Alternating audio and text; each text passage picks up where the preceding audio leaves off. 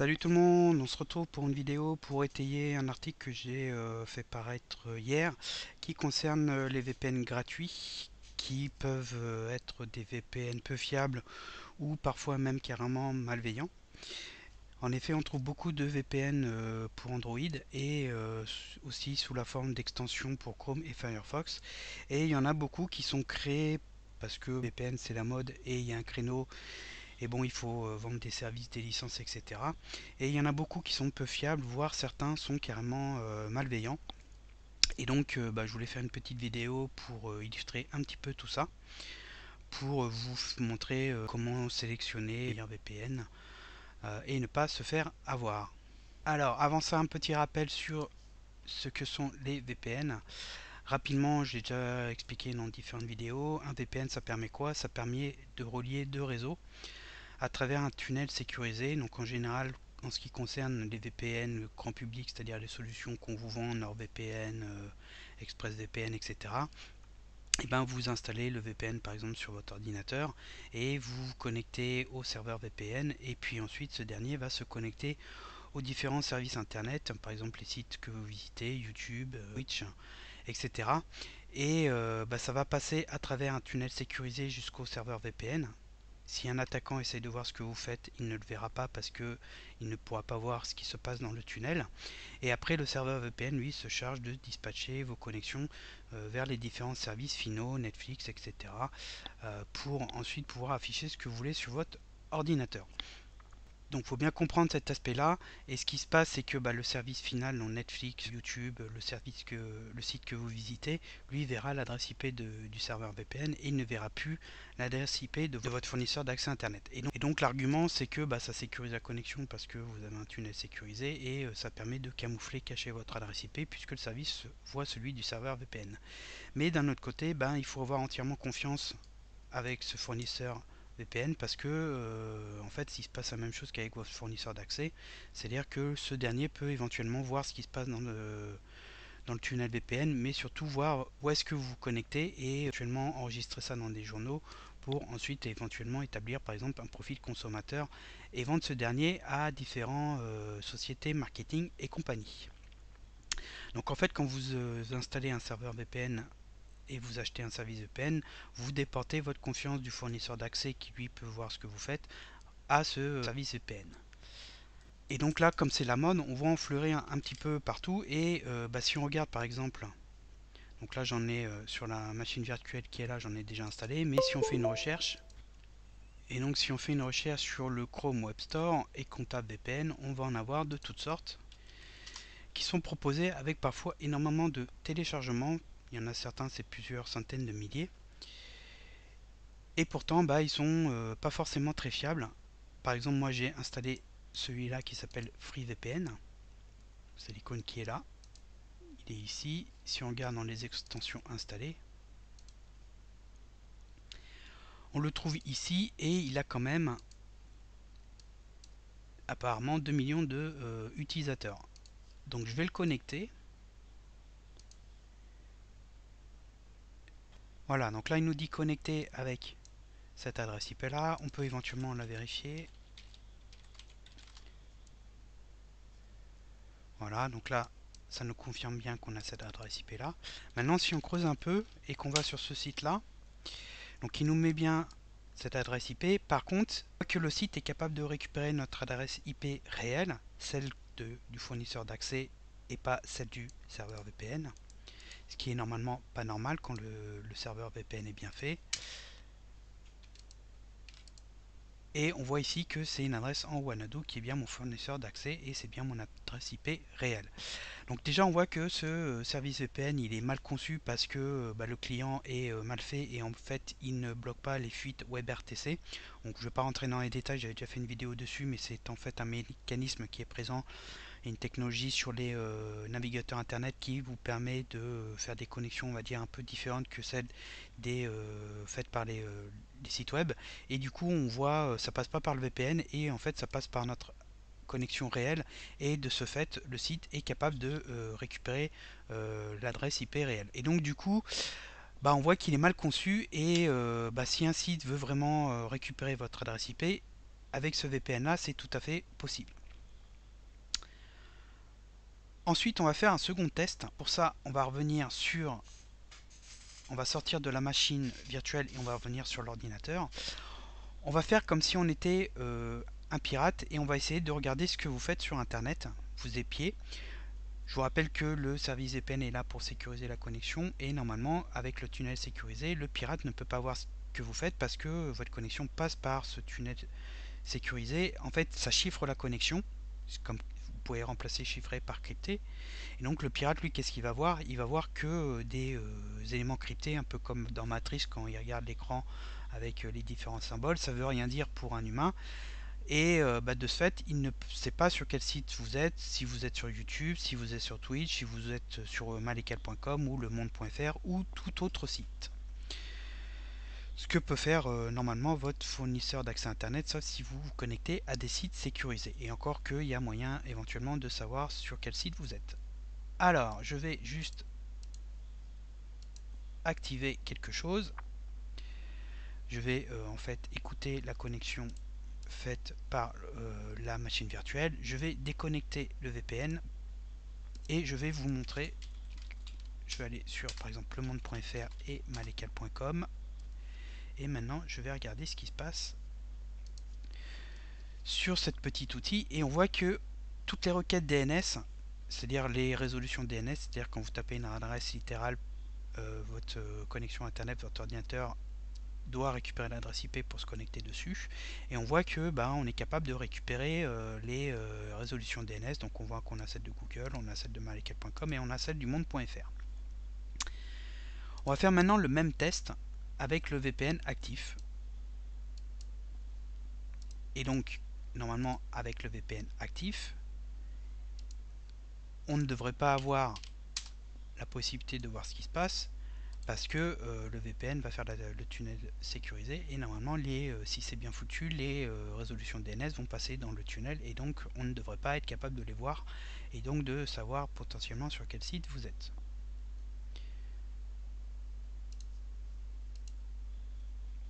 Voilà, donc là j'ai récupéré une adresse IP, éventuellement on va aller là pour confirmer.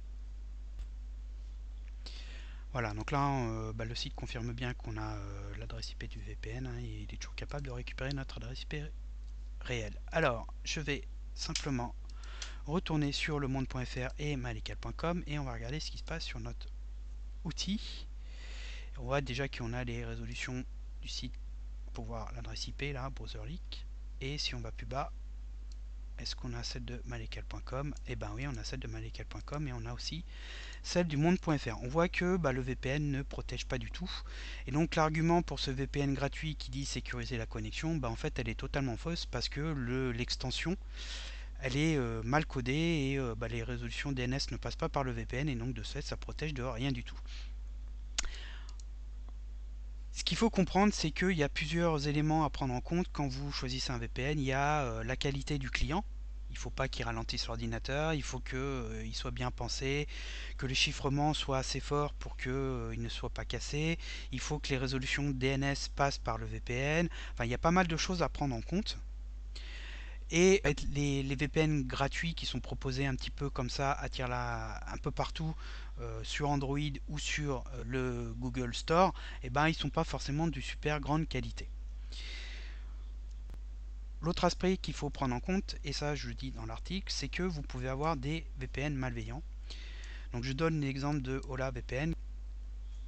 Donc en 2004, Ola VPN, qui est gratuit et qui existe toujours, ils ont tout simplement revendu la bande passante des ordinateurs où était installé le client à différentes personnes pour effectuer des attaques donc par déni de service vers d'autres sites. Donc tout simplement ils ne sont pas embêtés, ils ont estimé que les ordinateurs où était installé le client VPN étaient un petit peu à eux, entre guillemets, comme s'ils avaient comme si une personne malveillante avait installé un malware, et ils ont utilisé à l'insu des propriétaires la connexion internet pour la revendre et ces personnes qui ont acheté la bande passante ont effectué des attaques par déni de service. Donc ça c'est déjà assez moche. Et après il y a aussi une étude qui est parue en août 2019 qui a un petit peu regardé les VPN gratuits qui étaient proposés sur Android, dont certains étaient téléchargés vraiment beaucoup de fois. Celui-là par exemple SuperVPN a 100 millions d'installations et il s'avère que beaucoup sont peu fiables. soit parce que l'algorithme de chiffrement est trop faible, soit parce que comme là, comme je vous ai montré, le client VPN est mal codé, mal pensé, et du coup il y a des failles qui font que on peut épier la connexion. En fait, il ne sécurise pas la connexion, hein. Certains avaient aussi des vulnérabilités logicielles, ce qui fait que on peut utiliser le client VPN pour infecter l'ordinateur. Et quand on faisait un scan sur Virus Total, il y en avait qui embarquaient des logiciels publicitaires et d'autres étaient détectés comme des chevals de Troie. Bon, là après, les scans Virus Total, il faut s'en méfier parce qu'il y a quand même pas mal de faux positifs. Mais bon, dans l'ensemble, il y a des chances que certains ne soient vraiment pas fiables, voire certains étaient carrément malveillants. Ensuite, dans l'article, bon, je vous montre d'autres exemples, hein. Il y a aussi ce push VPN qui souffre des mêmes problèmes que celui que je viens de vous montrer là, et aussi ce un clic VPN, hein. Ils ont tous des noms, enfin en fait ils se multiplient tous, en fait ils ont créé des fois il y a des chances en fait que ces VPN là, les personnes qui soient derrière soient les mêmes, surtout que les interfaces se ressemblent, et ils fonctionnent tous de la même manière et ils ont les mêmes problèmes, hein. Il y a des fuites d'adresses IP réelles, les DNS c'est la même chose, ils sont vraiment très peu fiables. Ce qu'il faut regarder en fait quand vous choisissez et vous êtes sur le Web Store, c'est est-ce que la question qu'il faut se poser, c'est d'une, est-ce que vous êtes capable de savoir l'entité qui est derrière la société. C'est d'ailleurs la même chose quand vous êtes sur des sites d'achat de chaussures, parce qu'il y a aussi beaucoup d'arnaques. C'est est-ce que vous êtes capable de avoir le nom de la société derrière et éventuellement faire une recherche Google sur cette société pour savoir si elle existe vraiment, parce qu'on peut créer un site en mettant tout ce qu'on veut, les logos qu'on veut, les noms qu'on veut, ça ne veut pas dire que ce soit réel et que elle existe derrière. Ici par exemple on voit qu'elle s'appelle Smart App, ce qui est un nom on va dire assez générique, donc c'est pas forcément très bon signe sur la véracité de cette société. Il donne un site internet. Alors je vais déconnecter, pouf, je vais aller dessus pour voir la tête qu'il a. Bon déjà on voit qu'il n'est pas très élaboré, hein. Et si on descend, on a un About qui normalement donne des infos sur le site ou la société. Et on voit que ce About fait très peur parce que quand vous regardez, c'est un About très généraliste et il n'y a aucune info sur la société, ce qui est pas bon signe. C'est-à-dire qu'en gros, vous ne savez pas qui est derrière, et donc si vous ne savez pas qui est derrière, vous n'êtes pas sûr de la vraie finalité de l'extension, pourquoi il a été créé, et il y a grande chance que ce soit euh, une extension malveillante au final, et que les intentions ne soient pas vraiment très bonnes. Et en fait, quand on regarde la plupart des extensions qui sont proposées sur Store, elles sont toutes comme ça, c'est-à-dire que souvent, soit elles ont des noms généralistes. Si on prend celui-là que j'avais mis sur la page, est-ce qu'il y a un site web qui est proposé? Oui. On voit que d'ailleurs les descriptions se ressemblent toutes, hein. Alors, en plus, si les sites se ressemblent, c'est pas bon signe non plus parce que c'est-à-dire qu'ils ont multiplié les sites en partant du même trame. Et donc là, c'est pareil, vous n'avez aucun nom de société. Et donc, vous ne savez pas non plus qui est derrière. Et là, il y a des chances que ce soit pour vous épier, voire carrément pour vous voler des mots de passe ou autre chose malveillante de ce type. Et en plus, si vous regardez ici, c'est exactement la même phrase. Et donc, comme je vous dis, il y a des chances que ce soit les mêmes groupes derrière qui multiplient les VPN pour avoir plus de visibilité et qui soient téléchargés et ensuite installés sur l'ordinateur. Quand on voit ici qu'il y a 2 millions de téléchargements d'utilisateurs, ça fait vraiment peur. Parce que c'est des personnes qui installent sans regarder la source et qui font confiance sans rien vérifier, alors que utiliser un VPN, il y a quand même quelques risques. Donc voilà, je voulais quand même vous alerter là-dessus, en espérant que si vous comptez utiliser un VPN, il faut vraiment faire attention et surtout éviter les VPN gratuits qui n'ont pas vraiment de source légitime et dont vous ne savez pas qui est la société derrière. Si vraiment vous voulez un VPN, vous cassez pas la tête, prenez les VPN des sociétés reconnues, NordVPN, ExpressVPN, etc. Sachant que même chose, au final on est vraiment, enfin NordVPN on a le nom de la société derrière, mais au final on n'est pas non plus sûr à 100% qu'ils ne font pas de la revente de données derrière, même si c'est écrit dans les conditions d'utilisation, on n'est pas à un scandale près. Demain il peut y avoir une news qui fait que telle société qui se disait ne pas faire de log et de journaux en fait, c'est déjà arrivé d'ailleurs, et il peut y avoir un scandale qui indique que au final la société revend des données à la société de marketing. À titre d'information, pour ceux qui ont connu l'extension Woot qui faisait de l'analyse de sites, c'est-à-dire il vous indiquait si le site sur lequel vous allez ou un résultat des moteurs de recherche était malveillant, et ben, il y a eu un scandale du jour au lendemain, il y avait beaucoup d'utilisateurs, c'était une extension gratuite, et ben, on a appris qu'elle revendait des données des sociétés tiers. Donc je vous dis, on n'est pas à un scandale près et ce serait pas étonnant que certains VPN fassent de la revente de données marketing. Donc voilà, j'espère que cette vidéo vous a plu. N'hésitez pas à faire un petit tour sur l'article et si c'est le cas, si elle vous a plu, à faire un pouce vers le haut et je vous dis à bientôt pour d'autres vidéos.